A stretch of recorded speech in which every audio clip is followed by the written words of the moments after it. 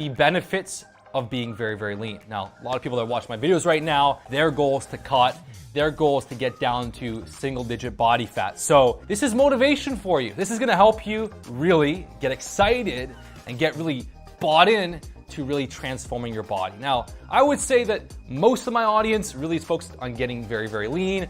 Some of my audience is already lean and they wanna pack on some muscle size, but 80 to 90% of you guys need to dial in the leanness first. This is what's gonna give you that incredible look. So the reality is that most of the fitness industry, even the trainers, the coaches, the YouTube guys, they're not that lean, okay? They're at 10 on the low end to like 15, 16, 17% body fat. They're not that lean. If you walk into a gym, you might see some guys that can lift some pretty heavy weight. Maybe they're deadlifting 500 pounds for reps.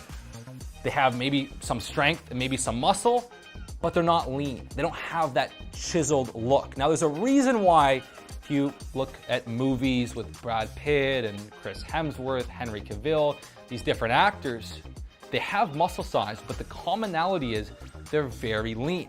When you see them with the shirt off, whether they're flexing or they're not flexing, their abs are fully visible. When you see them at a restaurant eating, you see their jaw muscles clenching. You see this taut, lean face. With my Movie Star Body program, my coaching, the thing that we're doing, you know, if you got it down to one little phrase, what are we actually doing? We're separating from the pack. Most people are 15% body fat, 13, 18. That's most people.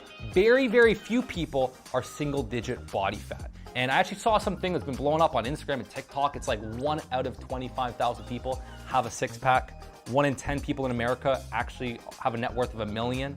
So having a six-pack is way less rare. Now, it's not actually 1 out of 25,000 people, okay? Having a six-pack is not the same as being 7-8% body fat. You could be 13% body fat and still have sort of a six-pack. In any case, having a six-pack is still really rare, like 1 out of 100 or something like that. What we are doing, right, is we're separating from the pack. So when you get very lean, you stand out.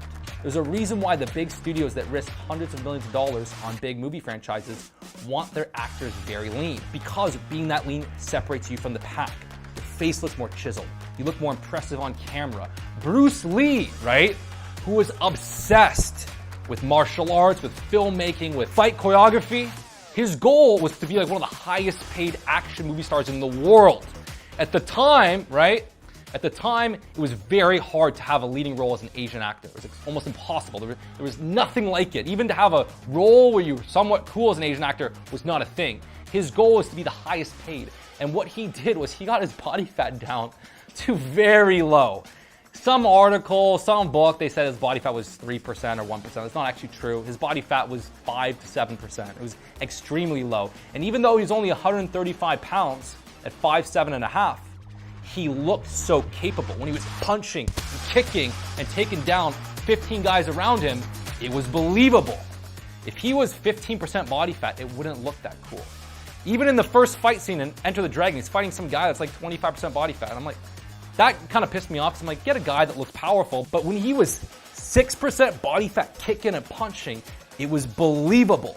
So when you get very, very lean, not add tons of muscle, it's when you get very, very lean, that's when you separate from the pack, especially when you dress well, you're doing combat, you walk into a room, your veins are popping out of your arms, your cheekbones and jaw is visible.